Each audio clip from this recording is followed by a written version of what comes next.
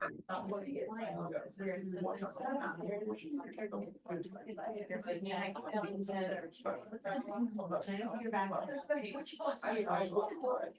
you know how to look at the notes because I thought it was sort of a road to where, you know, like where that.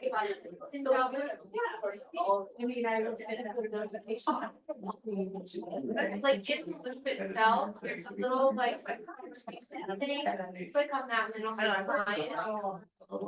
That, it'll say like, there be a client. And if you look there, that's where they needed because in the emails. That's all. Like it'll show you like the first sentence. And then it's like that off.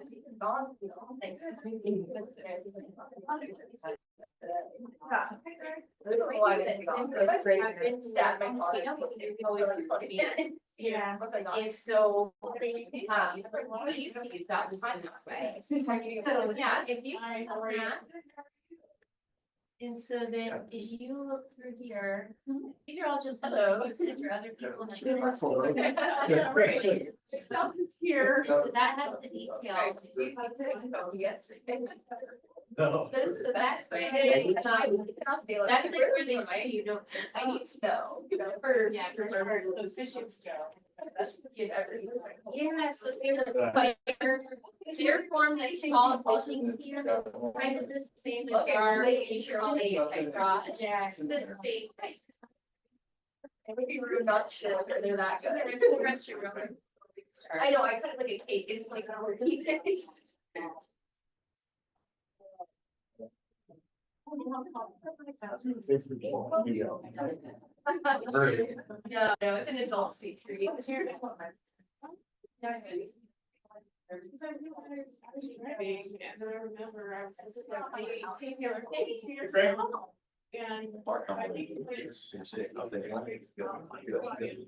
Which means they don't you know what I mean?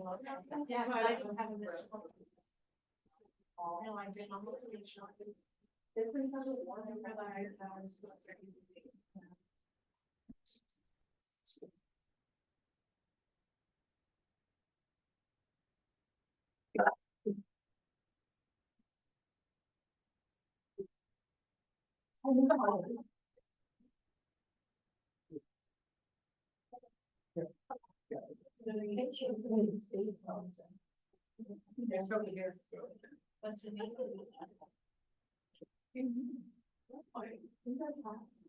Oh, no, we were just saying it'll be great. Oh, okay. It's just right here. Okay. It's no, what if you guys are? We're all good. I know. I don't know, is your office warm, Craig? Or cold? Is it freezing in there? Good morning. Is it freezing? How are you? Yeah, Josh, 93 hours. Thanks for it is. I like go over to the Westboro office next week. Maybe I don't make it. I work.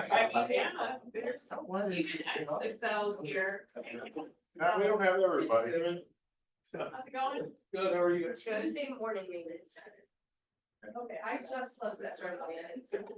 The other one, office meeting days, I think they have a nice stuff.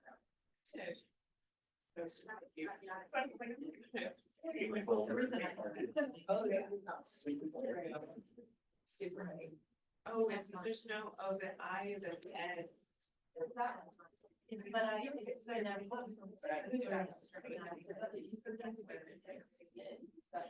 Such a hard thing.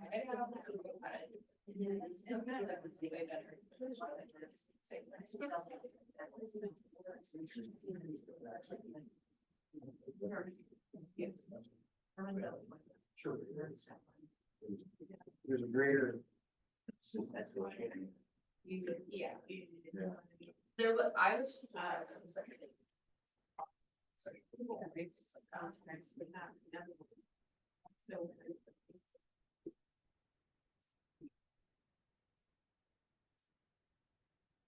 So this is not. Make sure everyone signs in, so we just track who's all here. Grab yourself a copy of the current contract. so we can go over that, you can take your notes and. You know, for the items that you want to pay particular attention to.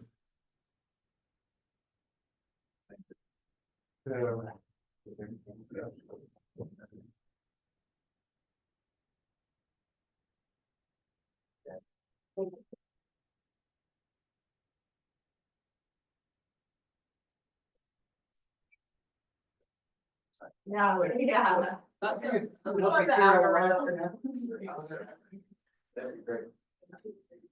I know, I wanna go watch all the videos. The answer, I was like, number one, I didn't hear you in 5 years. So, you know, I feel like I never did, it might be interesting, Alright. but. I know you all came because we're gonna have lunch after this. This is a mock run for Thanksgiving dinner, so. All right, so yeah, go ahead and sign up. So just to even start out real quick, the consumer guide to agency relationship, you know, that's usually, that's the first document you should be putting in front of people. And then the buyer's representation agreement, if you're representing your buyer. So this is the new one that came out, and the new consumer guide is based, has the language that reflects some of the settlement issues in the lawsuits. It talks about our, you know, we are a dual agency company. We work with both buyers and sellers. We could work with them both. We have in-company dual agency. This talks about what dual agency is to the customer. As we go down into the agreement, we are working with other brokers, and it says, and when acting with Keller Williams, A also accepts compensation offered by the listing broker. So, you know, when you're working with a buyer, you know, you have to convey to them your value because it may be in addition to the sale of the contract. So, but in your conversation, you're also going to talk about, hey, you know, the listing buyer agents can accept compensation offered by the listing broker, and this is your objective when you're getting buyers to sign the buyer's representation agreement. So some of the language in the consumer guide has changed, but it's in our dot loop. We've taken all the old ones out, we put the new one in. So that should not be an issue on that. And if you ever have a question, are you working with the right document down here? This is a 10/24/24. So this is the most recent one. So you want to look for the dates on the bottom right-hand corner for the current documentation. And all this is important, and I'll go over this when I get back down to warranties and coverage and how to protect ourselves about working with current documentation.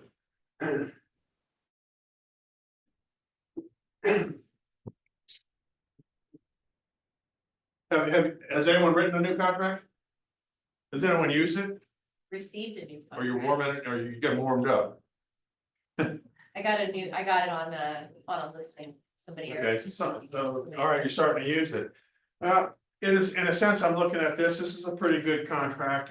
They've done some updating to the contract because in the previous documents, we were, you know, how do I write in? How am I gonna get paid? And we have thousands and thousands of those questions when this lawsuit was coming to a settlement and we had deadlines to meet and all that. So how are we getting paid is now in the contract itself. So I mean, this is a good thing. One of the important things about this compensation line right here is that the buyer acknowledges that the following broker was involved in this transaction on behalf of the buyer, and that no other brokers were involved on behalf of that buyer. That's an important statement because many times when you're talking, because this is a legal document, right? When you're talking to your buyer, you want to make sure you have that conversation that should have been done probably early on, that you haven't signed any other documents with any other brokers. Because when we move forward on this particular deal, you and I are working together solely. Nobody else is involved. This is done, this has always been done in the commercial world. And in the commercial contracts, it's always said, no other brokers are involved. Just you and me, and that's all that's playing this game on this contract. And it was written there, to prevent any type of legal actions against you and the agent for working with that buyer. Avoids legal actions with the brokerage on both ends. You know, the listing agent, so nobody gets to sue anybody. The problem then lies upon the buyer for not telling the truth. So if another agent has a problem, then that becomes the agent and that buyer's issue. So typically, if you're working with a buyer, you know, one of your first questions you should be asking is, have you signed any buyer's representation agreements previously? Because a lot, you know, you meet people at open houses, you meet them in the grocery store, you meet them, I mean, our business is pretty unique. You meet buyers and sellers anywhere. And so if you happen to build that relationship and you're gonna start writing paper, you're gonna start writing purchase agreements, one of your first questions is, as you present the buyer's representation agreement, is have you signed it? Not are you working with, have you signed any documentation with anyone else? As we get moving, you know. I, Yep, so on this, the amount of. We can put X% of the purchase price, or we put X dollars, or can you put anything in there? well, again, if you're working with your buyer, you know, typically on a smaller, what I see on a smaller sale is a percentage, you know. $400,000 deals are percentages of sale. When you get to the $1 million price point, they're gonna say, you know, on $2 million deal, maybe I'm only gonna pay you 25,000, maybe I'm only gonna pay you 30,000, so it could be a flat fee. So what is your agreement with the buyer? Okay. Your agreement's gonna be, I'm not fixing numbers, we're not doing it, but and let's say your agreement with your buyer was 3% or 2%. And you call Mark, hey, Mark, you know, what's your compensation on this sale? I'm gonna say, you know, we're willing to co-op with all brokers, we're willing to co-op 3%. You go, well, that's a point more than I was getting. Right? I mean, you're obviously gonna say that. So then you can go back to your buyer and say, you know, I'd like to amend my buyer's representation agreement to have it say, our compensation will be reflected for this particular seller who's willing to pay 3%. You know, initially, when I talked to you, my service is based upon 3%. I know you know, this might be short on money. I'm willing to go to 2, but if I can get 3, we will get 3 in negotiations. That's your job, negotiate. Okay. So whatever it is, whatever the agreement is, to go back, is that's what you put it in there. If it was a flat percentage, then put it in there. Okay, so you can just put. If it was a flat fee, you know, there's a $2 million, you know, let's say I'm willing to pay, you know, in negotiation, I'll give you $40,000 on a $2 million purchase instead of 60,000. 3 times 2 is 6, right? That's a good $60,000 paycheck. But you're practicing your skills will also determine how much you get paid. You know, how do you communicate with your clients is really going to be the foundation of how you're going to get paid. As we move through it, just some language change in the contract. Oddly enough, when it's a cash transaction, you know, it says that it's contingent, it's not contingent, but why is that there? If you're telling me that this is going to be a cash transaction, why are they telling me this is not contingent upon financing? Everybody changes their mind. This is just to remind you, Mr. Cash Buyer, that you're not going to finance this thing. Is that correct?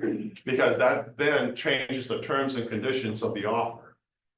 If you're a cash buyer, close in 30 days, and all of a sudden you say, I'm going to finance this, you're not closing in 30 days. And you might have negotiated a good price, you know, a 30-day cash close price. Now he wants to finance it at the same price. So, you know, then you're going to go, well, if you're going to finance, we have to change the price of the sale. You know, it all depends on your client too. But that's the way I'm looking at it. So I'll end up, they've added, don't change your mind. You know, because, you know, if you're a cash buyer, the first thing, what do you do when you're a cash buyer? Proof of funds. I want to see your money. And then it says, by the way. Up here, I'm buying a $500,000 house, I'm gonna show you my bank account, it's got $512 in it. Right? And then it says down here, hey, by the way. You gotta make sure that $500,000 is available. You can't go spend $50,000 or $100,000 of your 500. You have to make sure that your funds are liquid and available to complete the transaction. What do? They rob the piggy bank, you know, it's you're gonna close in 30 days, I go out and buy something. I go on a vacation and I pull cash out to have a vacation. So take your notes in here, and these are some of the conversations you must have with your clients. Both of you, if you're listing the property too, you should be talking to the seller the same way. So if by chance we get a cash offer, this is how I'm gonna protect you. Remember, what you negotiate, your skills, your knowledge of the contract is how you get paid. So your job is to protect the client. And also it allows you to build a stronger relationship with the buyer agent. If the agent comes in and says, I'm a cash close, and you say, hey, you know, I really appreciate that. Like, how serious is this cash offer? Like, is it cash, or are you gonna, I mean, because we will agree to this price based upon cash. If you change it to financing, we'll have to renegotiate the terms and conditions of the offer, or we might just terminate. All right. In an active market, in an active market where you have multiple deals, that might be your choice. You might already have a backup offer. So if somebody says they've got hard money, where does that fall in all Yeah, of this? Because it's, you know, they, a lot of times they'll say cash, Yeah. but they don't really have it, they're just going out trying to find someone else. They want to get in on a deal, Yeah, and then change it midstream. so that, You that can't falls change into. it. It's not advisable to change horses midstream. You might fall All off. the ground. Yeah. Is The one thing this contract has not done is say if you change, there should be a line in there, simple little finished sentence. If you change terms and conditions of financing, the seller has the right to accept or terminate the agreement. That could be a line item that we add. But that's one thing that I think should be on the contract. So it allows you the power to pull the deal away. It's because as you go further into the contract, it has the demand notice. You go, well, wait a second, now you're changing terms and conditions of the contract. Now I have to submit the demand notice. And the demand notice gives you 3 more days of lost time. Right? So they're still working on this. This, by the way, is not the finished product. This is the product we currently have, and I expect to see a revised rendition of 1224. I don't know, it's coming out. But this is an opportunity to go back to the board and add some additional language to the contract. Hopefully we can get it in this year under this revision. But I would say, under all this language of being financially available to purchase a home, that if you do change the terms and conditions of the offer, that the seller has the right to accept or terminate the contract. Kathy? When I get a cash, someone says is a cash offer, I have learned to ask the question. Is it cash? You show me a proof of fund statement. Yeah. Or is it a hard money lender? A hard money lender is a loan. Yes. It's not, it is not cash. There's still an appraisal. There is still an opportunity for the hard money lender to turn it down. There is still there is still the potential for the hard money lender to renegotiate the price. In other words, it's just a different way for the buyer It's to just a get a different loan. type of loan. Yeah, so Cash is cash. on the listing end, when you get a cash offer, especially if the proof of funds statement is from a company outside Columbus many times, and it shows $40 million in assets. Okay, that's a hard money lender. So that's where you go back to, and the easy question to ask is this transaction going to involve an appraisal? If it involves an appraisal, It's not cash. it's not cash. So if they say, well, yeah, it is, okay, then that's not a cash offer, I'd be taking notes on that one, yeah, because, cash means I don't care, I'm buying. yeah, we're buying. It's like when you go to the store and you see something you like, you just buy it. Well, And and it might be almost, overpriced, right? It might be overpriced, but you buy it because you want. a true cash offer, I can count on one hand the number of times in a true cash offer, they get an appraisal. Mhm. Because they don't care, they're not gonna invest $600 when they're paying cash for it. Yeah. So if there is an appraisal involved, then it's not cash. It's a loan, and frankly, I think it's a more risky loan than going to Huntington.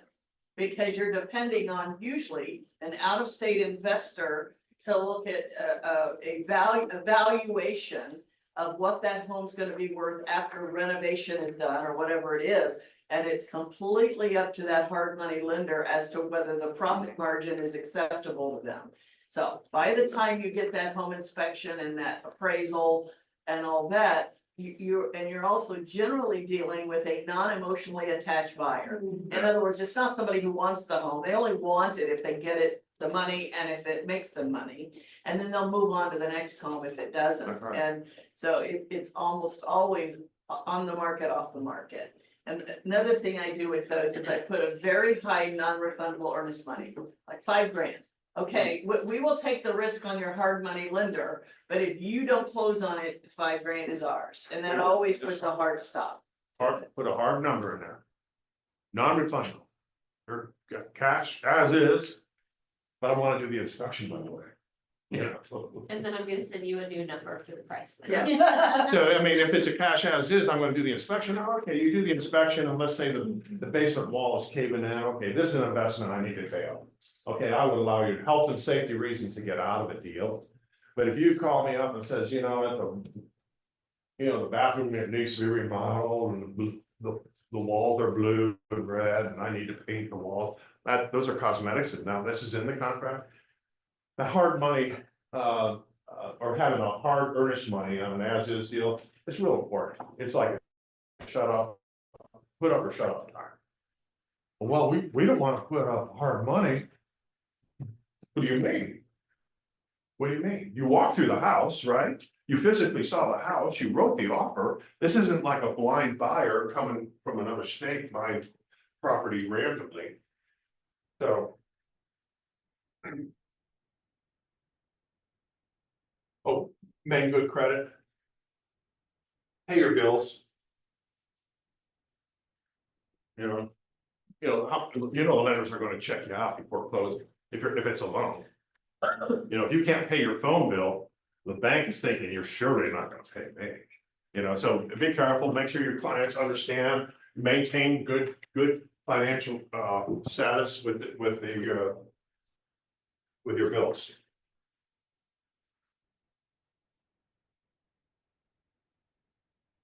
So now it's talking about appraisal in here. And so now we're talking, and now it just basically says that, I'm a cash buyer, I don't care about just the appraisal part that Kathy's talking about. If I'm a cash buyer and and the property is contingent upon an appraisal, then you have some questions to ask. If the cash buyer says, I don't care about the appraisal, I'm buying this house, I'm gonna move in, remodel, I'm gonna live here the rest of my life. That's a different story. So if you have, so if it's a contingent upon appraisal, 100% of your loans are gonna be contingent upon appraisal. The bank wants to know if this is a good deal for them too. And then what happens, you gotta have a licensed appraiser, okay? And then it talks about, what happens if you have a short appraisal, you gotta notify, don't keep it a secret. You get a short appraisal, the bank's gonna call the lender or call the buyer. And hopefully the bank is calling you at simultaneously letting you know, because you've built a good relationship with the lender. And telling you that there is a short appraisal, and then you have 5 calendar days to make sure that you could notify the seller. And then now it talks about, now it's a little bit more clear in the contract where it states that the parties have an option to reach a written agreement. So that means that we can renegotiate this deal now, if the parties want to. It's always up against this, does the seller really want to renegotiate? You know, so now it has language in there that we could reach a written agreement of the results of the appraisal. So I may reduce it to the appraisal value, we may split the difference, whatever that might be. Two things, this appraisal contingency is 3.2D, that falls under the financing, which is 3.2. So if it's cash at 3.1, we even need to worry about this, Well, checking this box. Well, what we're saying is. If somebody's paying cash Right, and checking the box on the appraisal. Right, even though then it's a hard money loan, cash. like Kathy's saying. Right. I mean, there are institutions out there and you say, okay, proof of funds, let me see your proof of funds, and they send you over this statement that says it's got $40 million in it. Yeah. And you go, well, surely he could afford a $500,000 house. Craig, Well, I no, was- it's based upon the appraisal and making sure that. Yeah, I was thinking the same thing you It are, falls- which is it falls if we under the- represent a cash buyer. Mhm. We used to not need to do anything about, like, it used to be that if you were cash, then all of 3.2 did not apply, but now it doesn't say. If nothing is checked, then blah, blah, blah, so I think we have to check one or check the one other. again. So let's say you represented the cash buyer. Why do you wanna have appraisal? I don't want to. we No, were I just mean, you asking wanna, if we this is could the question you wanna use ask. this. Oh, yeah, Yeah. of course. So here, if I'm sitting down there, we're writing this contract out, and you say, well, check, I wanna have this based upon an appraisal. Wait a second, you're not a cash buyer. You know, so you have to have that conversation, you know, are you willing? Can you have the hard conversation with your client when they do something that's contrary to the contract that they're writing on the house? Can you have that hard conversation? You certainly, like, I have often had cash buyers ask, should I have an appraisal? And I'll say to them, I've shown you the numbers, are you comfortable with those numbers? And honestly, it's a very practical thing, do you wanna pay $600 to be told the numbers I just showed you? And often, and honestly, I don't care if they want an appraisal or not, they could still be, I can tell the listing agent. They are a cash buyer, here's their proof of funds from Chase, they have the money, but they do want the comfort level of knowing it's appraised. I'm just saying it never happens. When you explain it to a buyer like that, they just say, no, I'm not gonna pay another $600 to be told the numbers you're showing me, which I'm already comfortable with. The other thing you should be showing your clients too, have you ever looked at the monthly stats? You know, the monthly stats, it has every community that we're involved with. And so the last class we were looking at Johnstown, you know, the Johnstown market value has increased 27% year over year. 27%.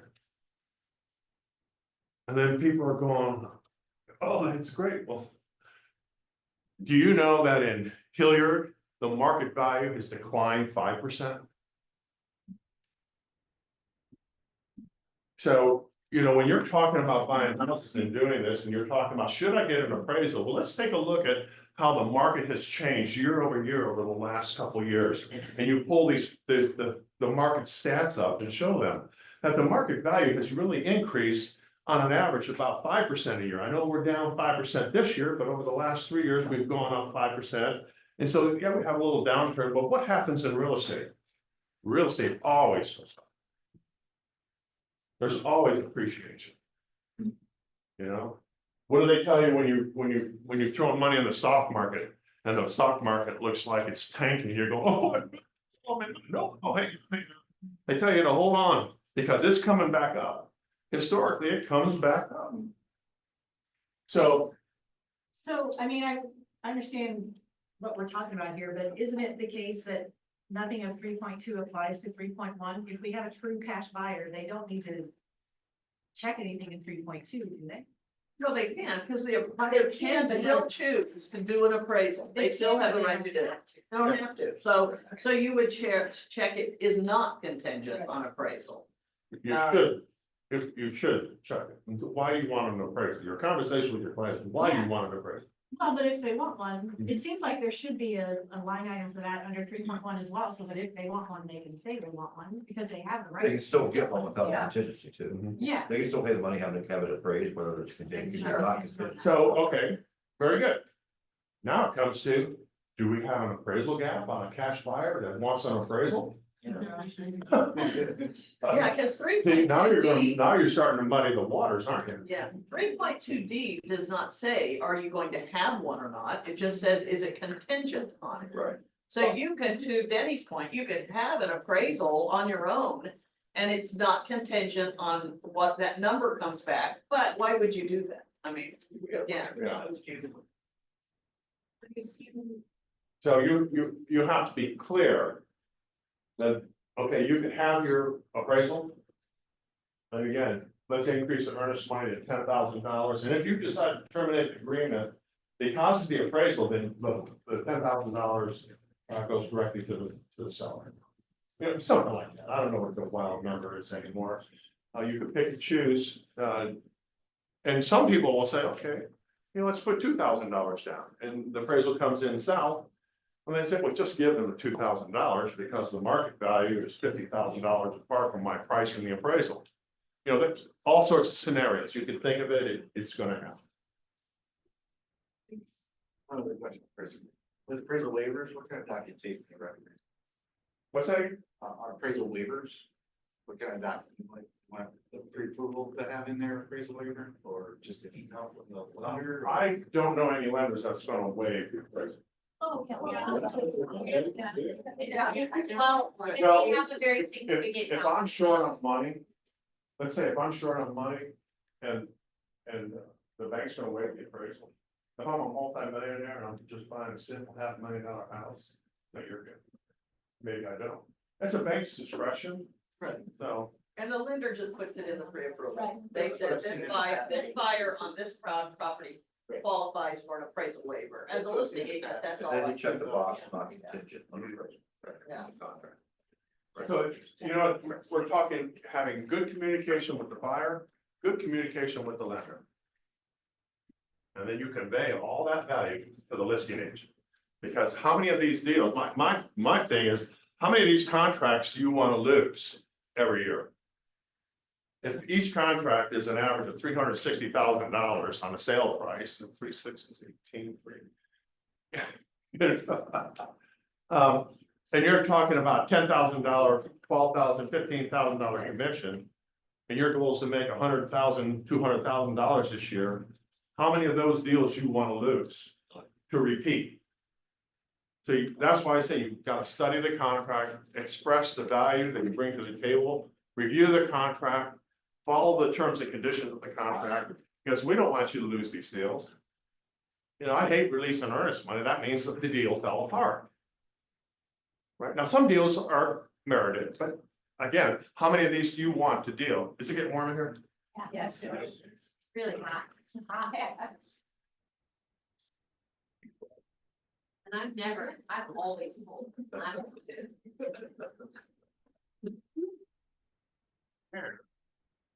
This could be this warm. We need to be in Florida.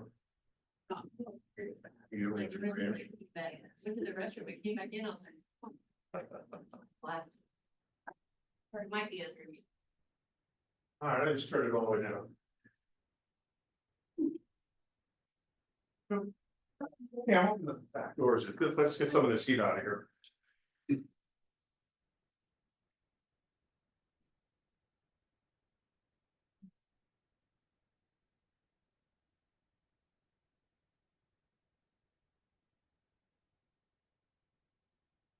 Taxes and assessments. You all know that taxes and assessments, when you go to close, if you're closing mid-year, your taxes are gonna be what they are at the point of closing. The audit, the title company will review the auditor site and say, this is the current tax value.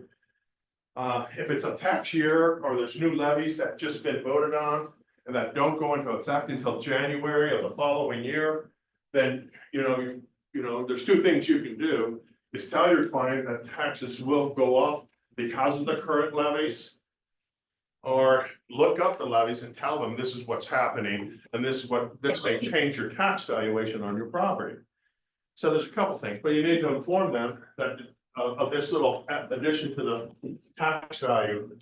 And they'll be prorated on a 365-day calendar year, but make sure that those amounts they're comfortable with. Usually it's not a lot of change, but it all depends. New builds. If you're buying a new build and you close on the deal, the taxes are only like $3,500, $5,000. Because everything's backdated, on land. So you better call the county auditor and say, I'm closing on a house, that's, $750,000. And I'm over here in this community, what will the reassessment of the value of the property be? Well, it's gonna be $15,000 or $18,000. So make sure you have that line of communication open to them, so that like, when they get the tax bill on the reassessment of the new bill, they understand that it's coming. Had it happen, a client bought a MI house that was sold by the original purchaser near year end for the price of a year of ownership. And when March, but the next year came around, we're surprised by that. I wasn't aware of it. To even talk about that kind of thing at that time. Also, most builders will, at closing, they will tell the buyer, the taxes we are paying are only assessed on land only. When you get your tax bill, let us know and we will reimburse you for the time we own up to that. Okay. Ryan Holmes does not. Ryan Holmes says you're stuck. Whatever bill you get, even though we owned the home during that time, you have to pay the bill. So just know, read new build contracts when you're working with builders, because they're not the same. And most of them will reimburse the buyer. Now, the buyer has to be proactive. The buyer has to go after them when the bill comes. They're not going to chase the buyer down, but to my knowledge, all of the builders except Ryan Holmes will reimburse the buyer for taxes due for the time that they owned the home from dirt to finish. And they will give them whatever the difference is. That's real important. And the second part of this, as Kathy understands, she knows the builders in town. And like, how many of you know all the builders will reimburse taxes except Ryan? How many of you know how Ryan compensates realtors? Oh, Yes, don't get me started. I don't want to go there. How many? If I ever have a question about something, I call Kathy, I don't call the division.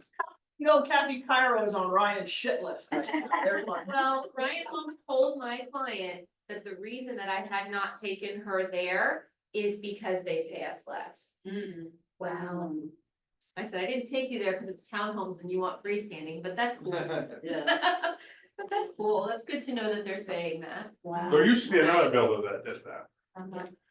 Started with an M. And I think they learned their lesson, but it took them about maybe 15 years to learn their lesson. They're doing a lot better. So, and now they compensate agents. And I had a situation a couple of years ago where that builder, All right, let's move on they were here. gonna pay me, it was highlighted, everybody signed the contract that they were paying me that amount, and it was less than what I typically would be paid, and I was fine with that because it fit what my clients needed. But then after they sent me the commission check, it was shorted again, and I went, excuse me, I had to have the president of the company, I was out of town on vacation, had the president of the company on there, and I went, this is how this is gonna go. Let me explain it to you. It's in writing, it's highlighted, it's got everybody's signature on there. You're going to pay me. And I said, I have a second one coming tomorrow. I will be paid for that. I said, because if not, you're not gonna like me very well. Well, just like Kathy said, if you don't watch, like, none of the home builders are gonna knock on your door and say, hey, don't I owe you some money on taxes? They're not gonna do that. So if you have commission issues, like in commercial, sometimes our commission are divided up. We'll get one upon occupancy, we'll get a portion of it upon rent commencement, not occupancy. And then we'll get another portion a year from now, and then we'll get another portion 18 months from now. But if I don't put it in my calendar, if we don't put some type of watch list on our compensation, they don't call me and say, by the way, Mark, I think I owe you some money. They don't do that. They'll keep it in their coffers all day long. So you have a duty to yourself also to make sure that you can follow up on it. So let's move on, because I want to get this, my time expires at 11, so I want to get moving on that. Furnitures and equipment and all this stuff up here. The big thing on here is, oddly enough, they put, storage buildings and sheds. And they put, fuel. There's a couple things in here. Early on, we would go to a house and there'd be a nice garden shed out back, and when we closed on the house, the garden shed was gone. I mean, the thing weighed a couple tons. But they come in with these monster lifts, or they get their buddies in their trucks and they load everything up and they get it out of it. Now they have it there. Over here, where it says, propane fuel and oil tanks, which their contents as a possession. The only thing I don't like about that is the word possession. Yeah. Possession could be 30, 60, 90 days from now. And during that period of time, if I just fill up my propane tank today, and I'm spending $2.50 a gallon, and I got 800 gallons in that tank, 80% capacity, and I've sold the house, and I'm gonna move out, I could call the propane company and say, come out and I want a credit on my account and put it on my new house over here. Right. They can suck that gas out, and then you move in, and then you've got that propane furnace going, and all of a sudden, you got 2 feet of snow on the ground, the house is cold. There's no propane in the tank. They took it. My point here is if you do have a rural property and you do have fuel oil or propane, I would say that the owner, someplace in the contract, you need to tell that the owner cannot remove the contents of the tank, period. So, okay, I know if I'm gonna be there 60 days during the winter, I'm gonna use some, so it may not be 80, it might end up being 60%, but I don't want it to be empty. There's usually a gauge that tells you how much you still have in the tank. I had one with our house in New Albany, but I don't know the if all other- of them are like that. I don't know anyone who, they put this stuff in here, why do they put this in here? Somebody did it. Good people will take plants. Who rips the trees out? I don't know. Generators, I did have a situation one time, we had a house, it was really nice, about $680,000 house about 5 years ago, which was a bunch back then. And it had this big old generator on the side of the house. So we walk around with the client, look at the generator, pretty good. I mean, we have blackouts over here, sometimes it's out in the country. We go in the basement, there's the side panel, there's an offshoot that says this is the generator. You open the panel, it says, look at all the stuff, it really got, it does a refrigerator upstairs, downstairs, it's got the furnace, oh, you're pretty covered, pretty complete panel. We do the walkthrough 24 hours before closing, and we're walking around the house, and we go, the generator's gone. We go inside the house, we go downstairs to the basement. The panel is gone. He was an electrician. He took his generator and he took his side panel, and so we killed the deal. That was it. He called us back and said, hey, listen, we'll put the generator back. The client said, you lied to me once, there's never trust again. You can never have my trust again. So we walked away from the deal. It didn't matter. So he ended up selling it to somebody else with the generator, which he could have done the first time.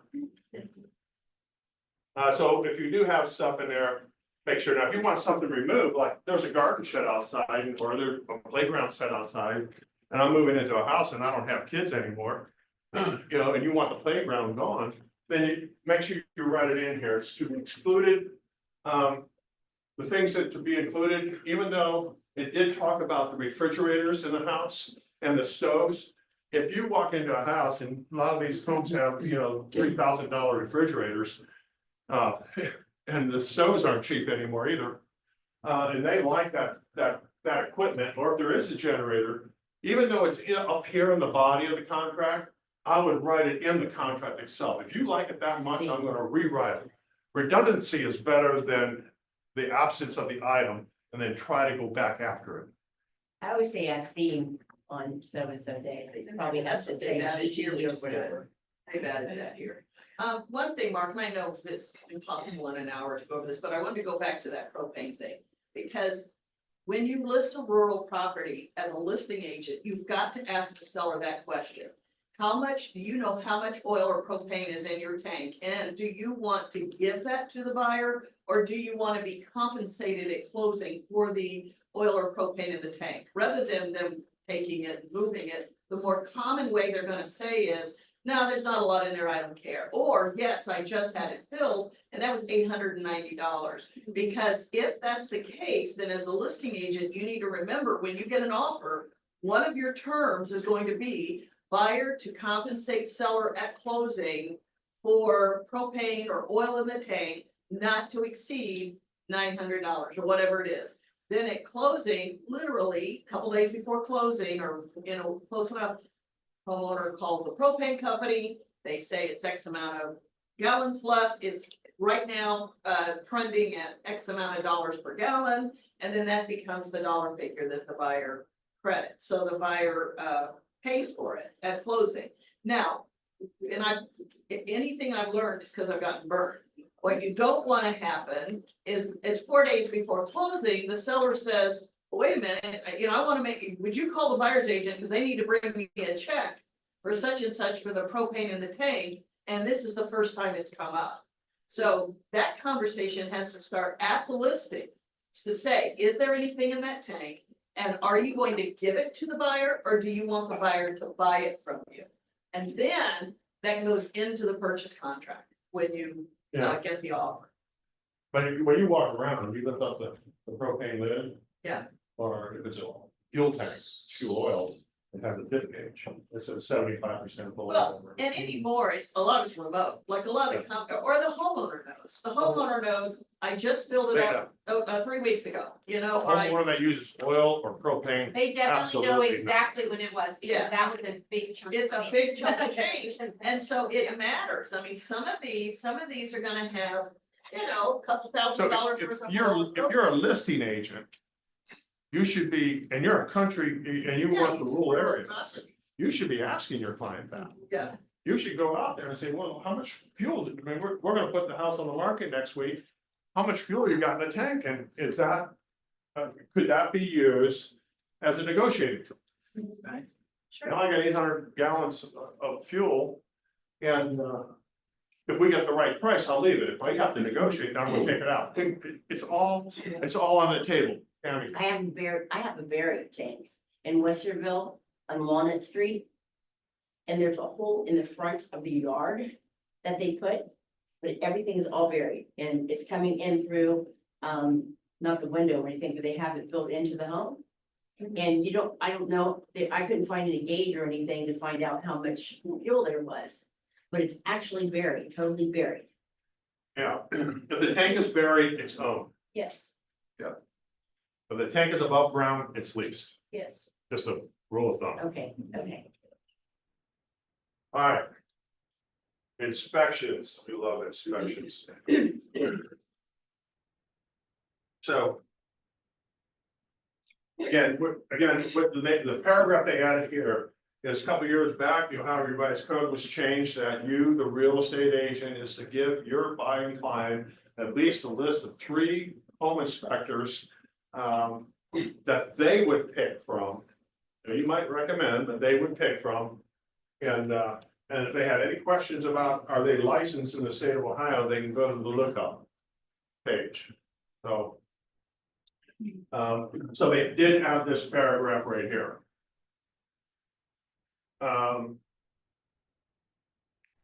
It talks about here, this is bold, this is where the as is, what we were talking about earlier. If we're talking about health and safety, is the house habitable? Or if we're talking about something that would diminish the value of the property significantly, those are terminating reasons.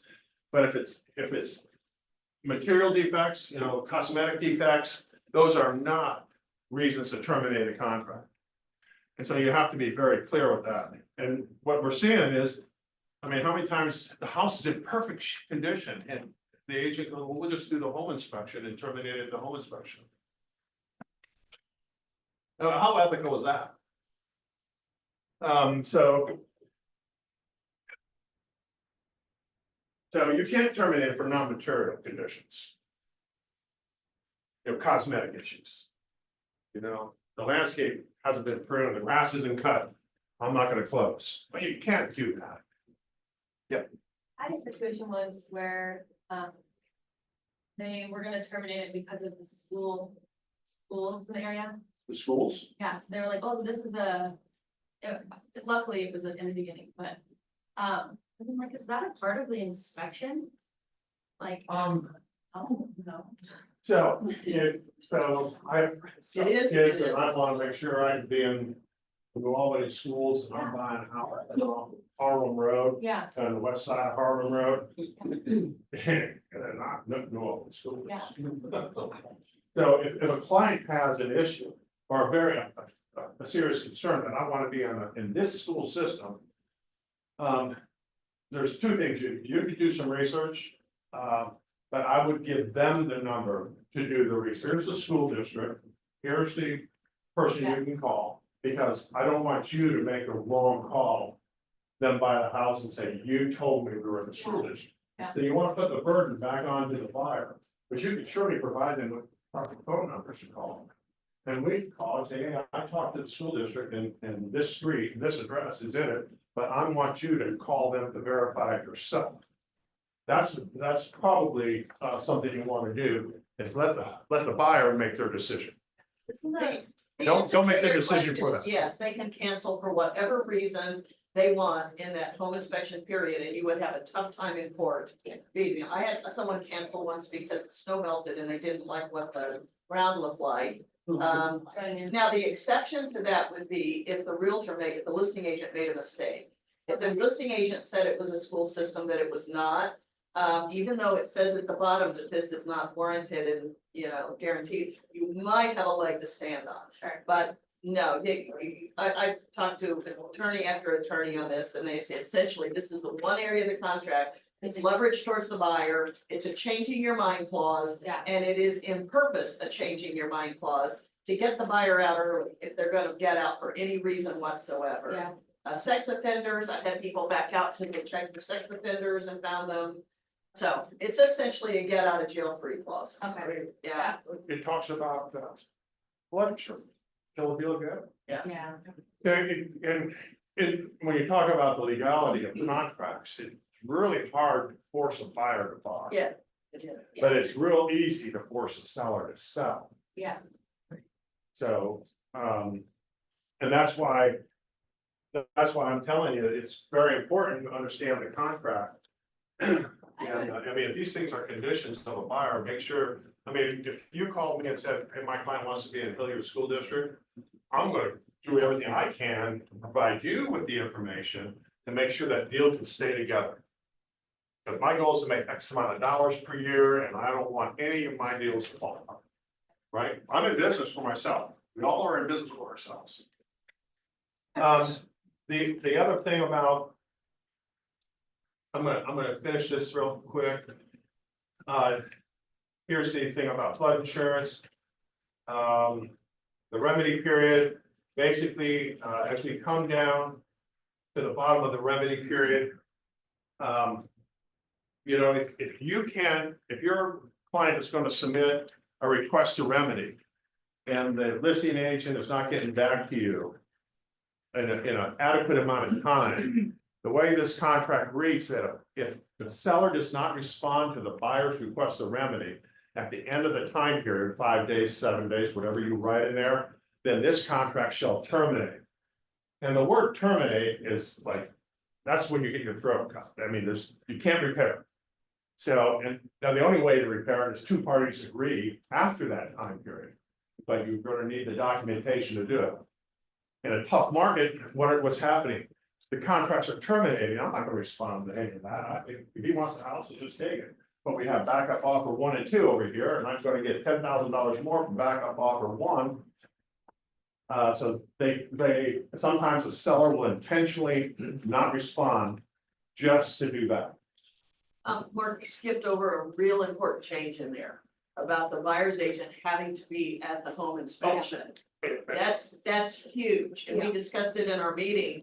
My team is countering that right out every time, because that is a huge change in two things that are huge changes from the previous. Number one, that the inspector has to be licensed. Prior to this change, you could have your Uncle Bob, your dad, the buyer could do it if they wanted to. Now it's saying that the realtor must be at the home inspection.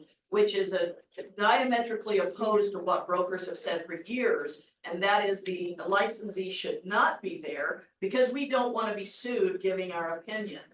This is saying the licensee must be there. So we are actually putting into our It says, contracts, Express written authorization. yeah. So it says that the buyer and other professionals are not authorized to be present at the property without a real estate licensee unless prior express written, so you're gonna need, currently, We're making it part of our contract. We're gonna put in there, seller acknowledges that buyer's agent will not be at the home inspection, but buyer will be accompanied by a licensed contractor affiliated and licensed and bonded with the Columbus Board of Realtors. this is So your that's listing the agreement. acknowledgement. This is your right listing there. agreement. What's that? This is No, your listing. no, that's the contract itself, the purchase contract. We are going to put that in. How are you talking to your sellers? Are you telling your sellers, hey, this is how the inspection process goes? No, I'm saying if I represent a buyer. Yeah. Oh, yeah, then I would tell, because see, what I've told my team is, we forget that the seller is not present at the home inspection. They may have an assumption that the buyer's agent is there, not knowing that for decades, we've never had the buyer's agent there. So what I will prepare my sellers to say is, if I'm on a listing site and I get that into a contract, I'm gonna tell my listing, that's no problem at all. The home inspector is licensed, bonded, insured, is an affiliate with the Columbus Board of Realtors, has access to the lockbox just like realtors. It's no problem that the buyer's agent won't be there. That's what I would tell my listing. On the buyer end, I'm telling my buyer's agent, you will not be going to home inspections because I don't want your opinion mixed in with the home inspector. And we're putting that in our purchase offers right up front. We're telling the listing agent that the buyer's agent So will not what's be. happened in the past, I'm a Mr. Fix kind of guy, I go with the home inspection, I say, oh, no, that's easy. Or that's so, Yes. this and that, and then they're going off of my opinion, and I'm not a licensed person, so there've been legalities, there've been lawsuits. So so if you're not there, you have no knowledge, and by the way, you are not a home inspector. Unless you're on that list at the division, you're not a home I inspector. think this should be another checkbox change to be revised. Is that the buyer's agent will be there or the buyer's agent will not be there? A couple things real quick before we came on this subject. A licensed home inspection is a real estate And that licensee. is another. Because they're licensed for the division. Business philosophy. So I'm an agent license. So you're licensee to the division of real estate. As a. You hold two licenses. No, two licenses. I go for the last 20 minutes. Yes. Real quick, I want to bust through this. I know we have a bunch more to go. I want to respect the office meeting that starts at 11. Here's another important thing of the contract I really want you to pay attention to. And it's this warranty on paragraph number 7. I said, now, the good thing I like about the contract is that the home warranty or the protection plan, the buyer either selects or does not select a home warranty, and either the usually seller's providing it, or you may have somebody that you prefer. But it also says that the buyer may pay for it, or they may request the seller to pay for it. That's real important. Don't say, if negotiating a contract, if they choose not to have a home warranty, have them check that I do not have it. Okay, number 2. If they choose not to have a home warranty, my sole recommendation is to, like, we work with America's Preferred Home Warranty.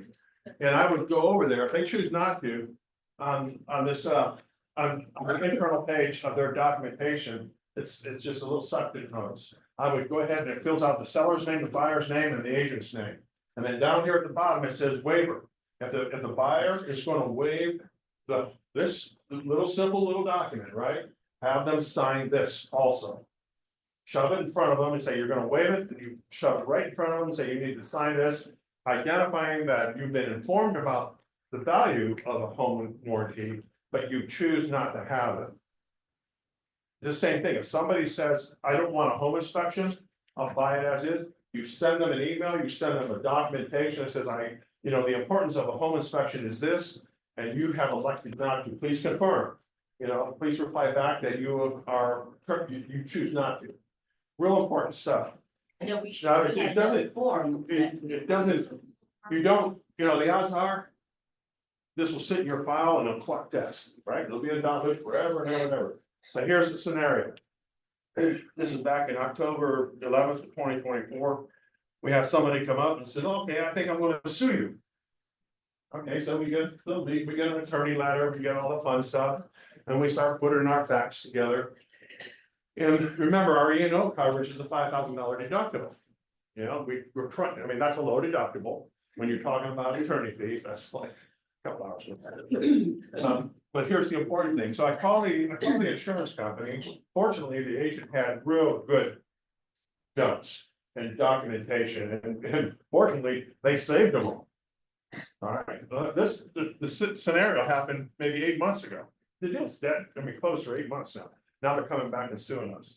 So I call the insurance company and say, hey, we need to figure out a way to waive this $5,000 deductible. I don't want that person to pay that money. And so he sends me back and he says, well, here are the things you need. He first reminds me that it's $5,000 per claim. He doesn't want to leave that slide. But then he goes, and by the way, here's what we will do to release that agent from the deductible, and we will continue our legal representation. The idea is that the seller disclosure. So the seller disclosure was signed by the insured or the seller and acknowledged in writing by the buyer. Number one, that's the RPD, right? Right. Get it signed, get the current one signed, make sure it's all filled out properly. Number two, a home warranty was purchased or waived in writing by the buyer prior to closing, or the warranty was provided by the builder on a new home. So was this provided to the buyer?